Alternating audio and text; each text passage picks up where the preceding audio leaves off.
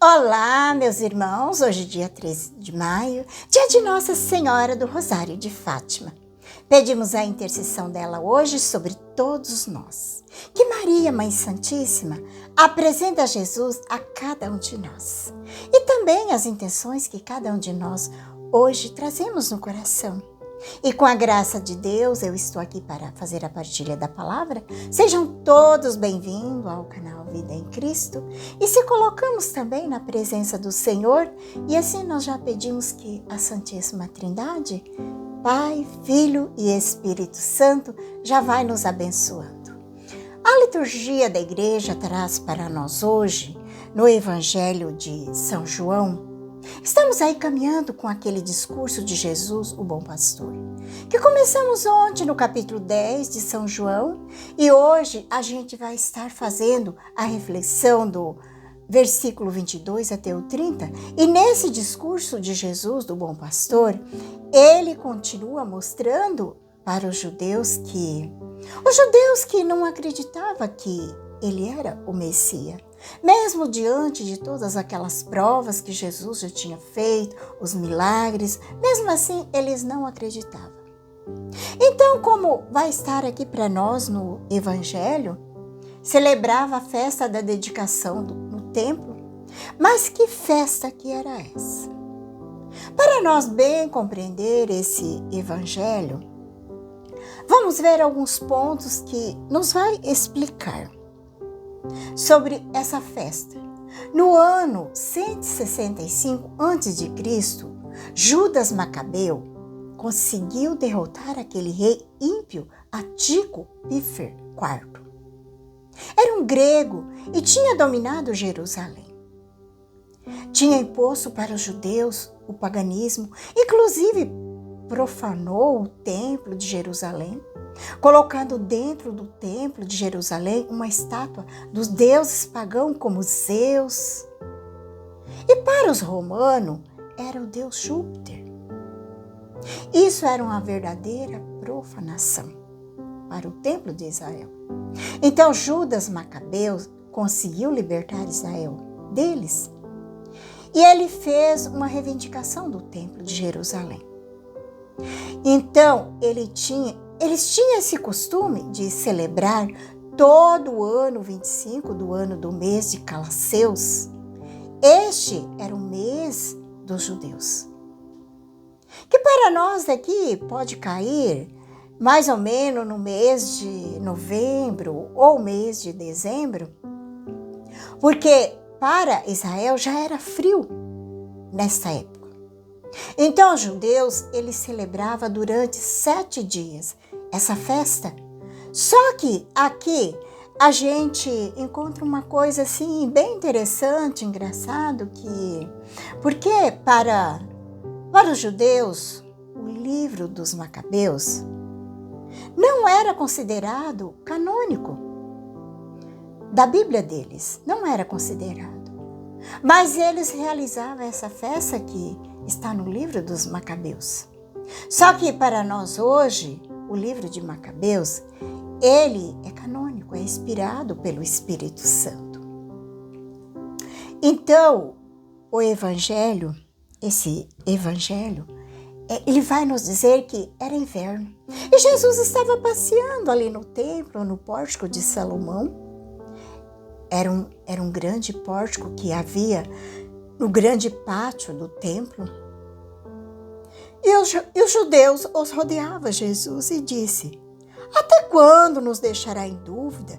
Se tu és o Cristo, diz abertamente. Só que acontece que Jesus já tinha mostrado, ele já tinha provado que ele era o Messias. Jesus já não precisava mais dar prova, porque ele já tinha dado todas as provas. E ele falou para aquele samaritano que ele era o Messias. Falou para aquele cego de nascença que tinha sido curado. O cego perguntou: quem é o Messias? Para que eu adore. E Jesus disse: sou eu. Jesus disse para o cego: sou eu. E o cego adorou Jesus. E Jesus disse para os judeus: eu já vos disse, mas vocês não acreditaram. Vocês não acreditaram. E as obras que eu faço em nome de meu Pai, que dá testemunho de mim. Ele já tinha visto muito claro o testemunho de Jesus, através de João Batista, que aponta Jesus como o Cordeiro de Deus, aquele que veio para tirar o pecado do mundo.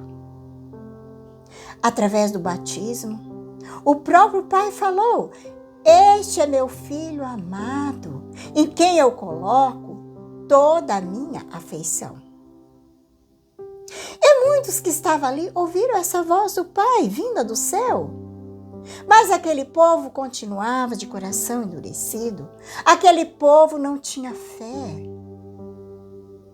Jesus já tinha mostrado através das obras dos milagres que ele já tinha realizado, até mesmo da ressurreição de Lázaro, o testemunho das Escrituras que falava dele. Então os judeus perguntaram: realmente ele era o Messias? Olha que coração endurecido desses judeus. Eles perguntaram realmente se ele era o Messias, que falasse abertamente. Santo Agostinho fala que esses judeus que ficavam ali interrogando Jesus, ali, era porque eles não era porque eles não sabiam, eles sabiam. Era para poder incriminar Jesus. Eram armadilhas que eles faziam. Era por maldade. Eles não aceitavam Jesus. Eles queriam que Jesus confessasse para incriminar Jesus. Então, existe uma maldade por trás de tudo isso. Tanto assim que nós vamos ver nos versículos seguintes, vai nos dizer que eles pegaram em pedras para apedrejar Jesus. Logo em seguida desse evangelho de hoje, vai falar. E quando Jesus identificou e confirmou que ele era Deus, quando Jesus vai dizer que ele e o Pai somos um, daí eles pegaram em pedra para apedrejar Jesus. Nós vamos ver isso nos versículos seguintes. Mas Jesus continua dizendo para nós aqui nesse evangelho, ele vai dizer para eles assim: vocês não acreditam em mim, porque vocês não são das minhas ovelhas. Olha como é interessante isso. Tem ovelhas que é de Jesus e outras que não são deles, que não são dele.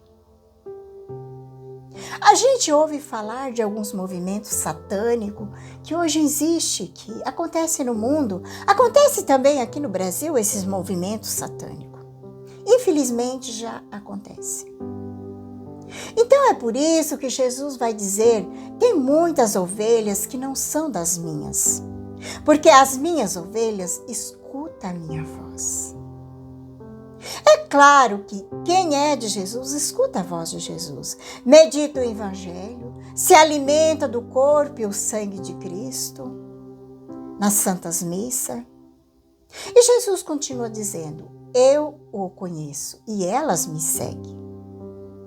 Meus irmãos, olha que coisa linda, Jesus.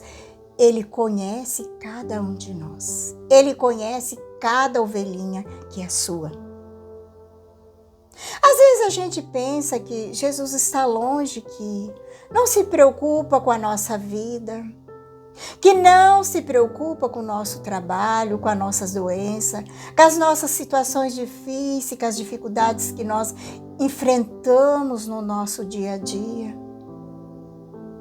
E Jesus vai dizer para nós aqui nesse evangelho: eu o conheço e elas me seguem.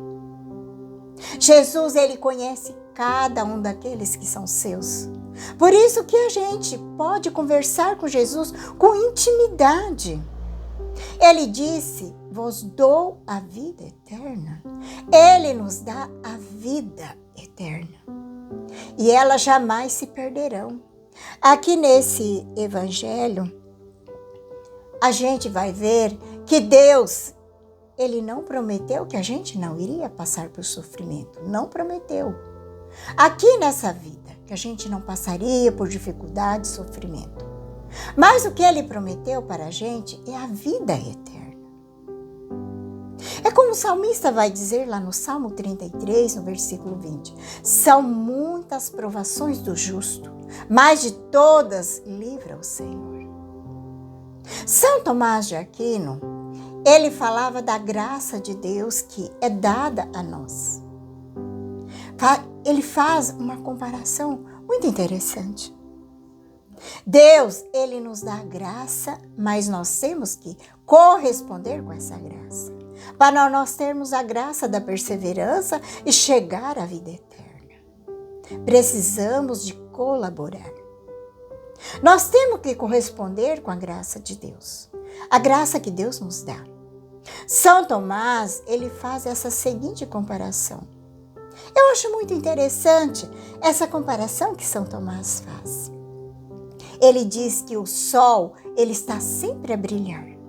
Eu vejo o sol, mas se eu fechar os olhos, eu não vejo mais nada. São Tomás, ele diz assim, eu não estou vendo, não é porque o sol não está brilhando, é porque eu estou com os olhos fechados. É assim, Deus sempre nos dá a graça. Ele não deixa faltar a graça para ninguém. Ele dá graça para todo mundo. Só que acontece que tem muita gente com os olhos fechados. Mas a culpa não é de Deus, a culpa é de quem fechou os olhos. A culpa é minha, muitas vezes, que eu fecho meus olhos. É sua. O sol está brilhando, mas você não vê. E a culpa não é do sol, é de você que está com os olhos fechados. Então precisamos colaborar com a graça de Deus. Quando a gente fala do pecado contra o Espírito Santo, é este. Este é o pecado contra o Espírito Santo. Quando Deus nos dá a graça e a gente fecha o coração, fecha os olhos, para não ver, para não crer, não acreditar na graça de Deus. Olha que bonito que Jesus vai continuar dizendo para nós aqui nesse evangelho. Eu vos dou a vida eterna e elas jamais se perderão, e ninguém vai arrancá-las das minhas mãos. Meus irmãos, quando você se entrega a Jesus, quando você se coloca nas mãos de Jesus, ninguém consegue arrancar você das mãos dele. Ninguém. Nem o sofrimento, nem o inimigo de Deus, nem as provações dessa vida. Nada consegue te arrancar das mãos de Jesus. Nada. E ele continua dizendo, meu Pai que me deu essas ovelhas, ele é maior do que todos. E ninguém pode arrebatá-la das mãos do Pai. Então, este evangelho está nos dizendo que não é só Jesus que cuida das ovelhas, o Pai também. Olha que coisa maravilhosa. Ele diz, eu e o Pai somos um. E quando Jesus faz essa identificação, que ele é igual a Deus, que ele e o Pai é uma só pessoa, eles pegaram em pedra para tirarem Jesus. Os judeus pegaram em pedra para tirarem Jesus. Santo Agostinho, ele nos chama a atenção para a gente notar aqui. São duas pessoas, o Pai e o Filho. São duas pessoas. Jesus aqui está dizendo que ele, o Pai, é um. O que vai mostrar que a Santíssima Trindade, o Pai que gera o Filho desde toda a eternidade. E do Pai, do Filho, procede o Espírito Santo, que é a Santíssima Trindade. Um só Deus, uma só essência, uma só substância, uma só natureza. Este é o mistério da Trindade.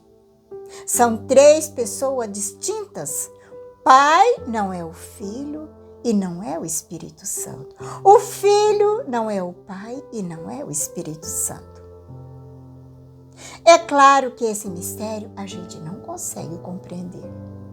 Não consegue compreender Deus dizendo, como diz o santo. Como diz Santo Agostinho, se você compreendesse, ele não seria Deus. Deus. O dia que nós compreender Deus, Deus deixa de ser Deus. Deus não é para ser compreendido, Ele é para ser amado, adorado, glorificado. Porque seria impossível, né, a gente compreender Deus. Santo Agostinho, ele termina dizendo assim, que Deus, ele não é para ser entendido, ele é para ser adorado. Por isso que nós devemos adorar a Deus como o Pai, adorar Jesus como o Filho e o Espírito Santo. Aquele que santifica, que nos ensina a amar e adorar a Santíssima Trindade. Te convido a pegar a palavra. O Evangelho está em São João 10, de 22 a 30. E assim nós pedimos que o Espírito Santo já vai nos iluminando. Vem, Espírito Santo, iluminar meu coração, para que eu possa ver as coisas que são de Deus. Vem, Espírito Santo, sobre a minha mente, para que eu possa compreender e entender aquilo que é de Deus. Vem, Espírito Santo, sobre a minha alma. Santifica tudo o que eu penso, falo e faça. Que tudo seja para a glória de Deus. Amém. Vamos então para o Santo Evangelho. Celebrava-se em Jerusalém a festa da dedicação do templo. Era inverno. Jesus passeava pelo templo no pórtico de Salomão.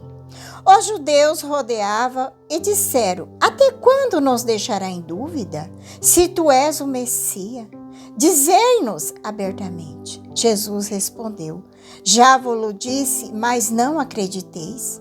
As obras que eu faço em nome de meu Pai dão testemunho de mim. Vós, porém, não acreditais, porque não sois das minhas ovelhas. As minhas ovelhas escutam a minha voz e as conhecem, elas me seguem. Eu dou-lhe a vida eterna e elas jamais se perderão, e ninguém vai arrancá-las de minha mão. Meu Pai que me deu essas ovelhas é maior do que todos, ninguém pode arrebatá-las da mão do Pai. Eu e o Pai somos um. Palavra da salvação, glória a vós, Senhor. Deixando que a palavra de Deus hoje fale ao nosso coração, nesse dia de hoje de Nossa Senhora do Rosário de Fátima, pedindo a intercessão dela sobre nós. Que ela interceda por nós, para que nós sejamos essa ovelha que tem um coração aberto para acolher Jesus, ouvidos atentos para ouvir a voz do pastor. Ele conhece cada um de nós e nos chama pelo nome.